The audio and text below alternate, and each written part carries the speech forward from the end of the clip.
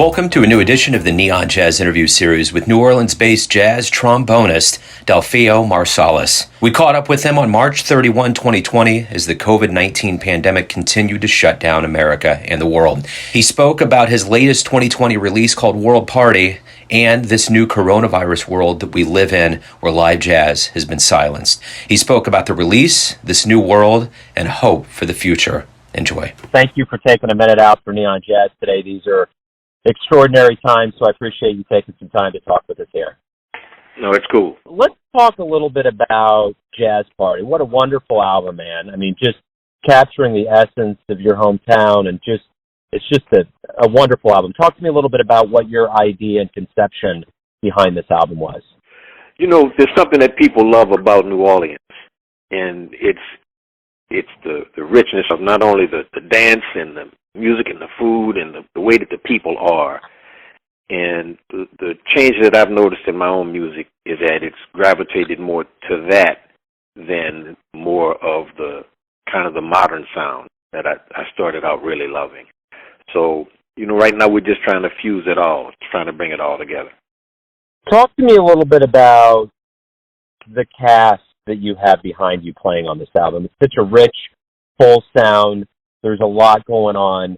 Talk to me a little bit about the cast that are on this album. Right. So, you know, the backbone of the band, of course, is Roger Lewis, the dirty old man, and Roger's 78 now.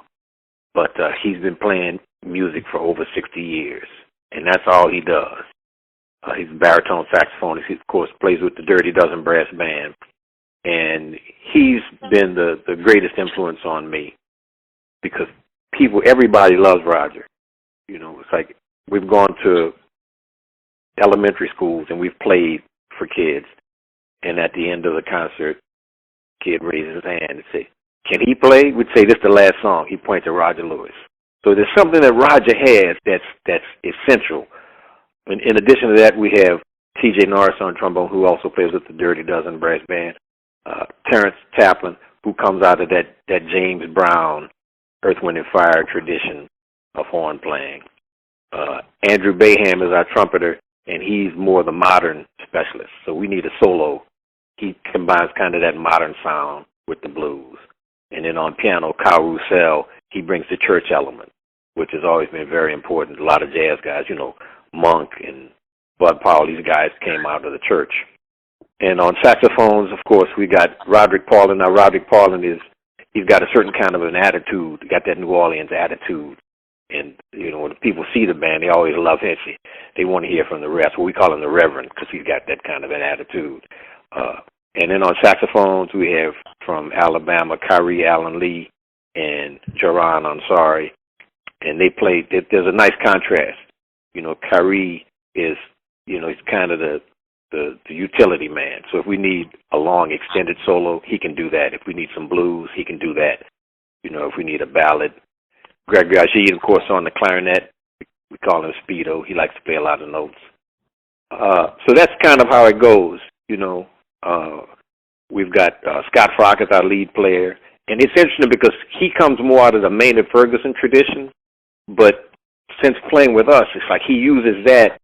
And now he's coming more from the Basie and the New Orleans street band sound. So anyway, I'd say it's a great combination of different sounds. And of course, I can't forget Joe Dyson Jr., who is just one of the brilliant drummers of our time. And, you know, challenging him to try to bring in more of what the young folks are listening to, more of what they would call, you know, trap jazz or hip hop, whatever the terminology we use now for it.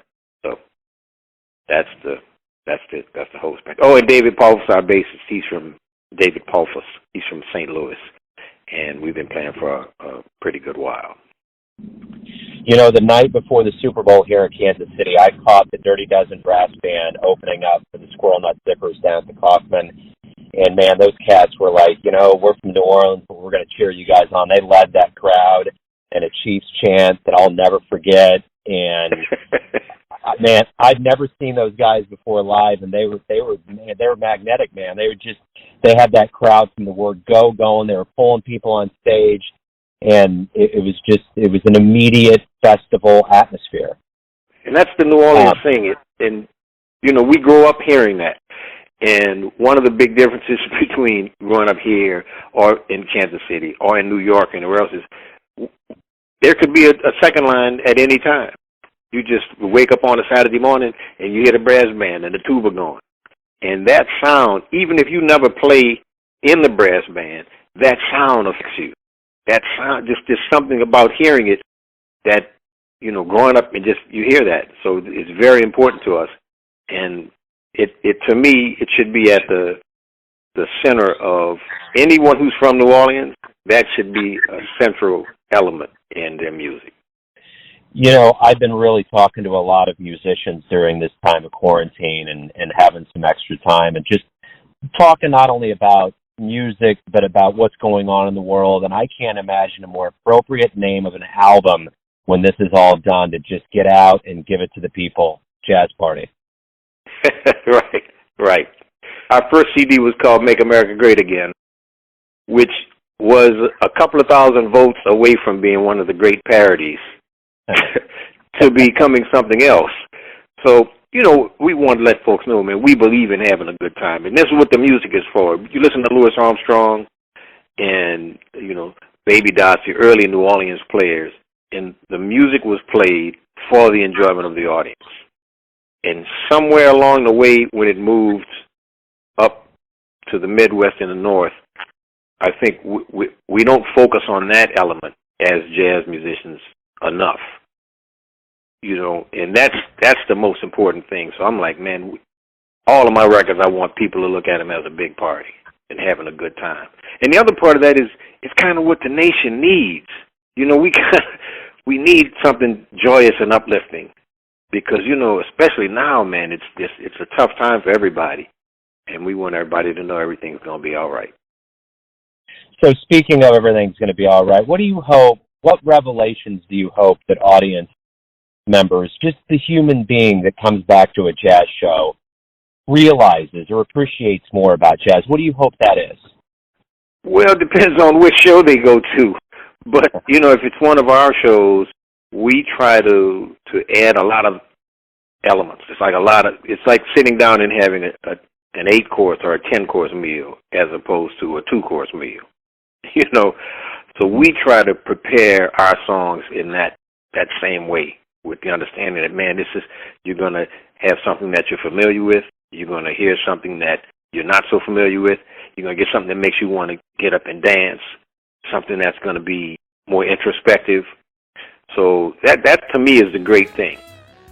When you can go to a show and you have all these different emotions and you're able to experience that at one time. Hey, man, thank you for taking some time out during this, extraordinary time in our history to talk about such a jubilant album. I appreciate it. No, I appreciate you. Thank you, and I'll see you in KC. Thanks for listening and tuning in to another Neon Jazz interview, where we give you a bit of insight into the finest cats in New Orleans, Kansas City, and spots all over the world, giving fans all that jazz. And thanks to Delfeayo for his honesty, his time, and his stories. If you want to hear more interviews, go to Famous Interviews with Joe Domino on the iTunes Store. Visit neonjazz at youtube.com, and for everything Neon Jazz all the time, go to the neonjazz.blogspot.com. Until next time, enjoy the jazz, my friends.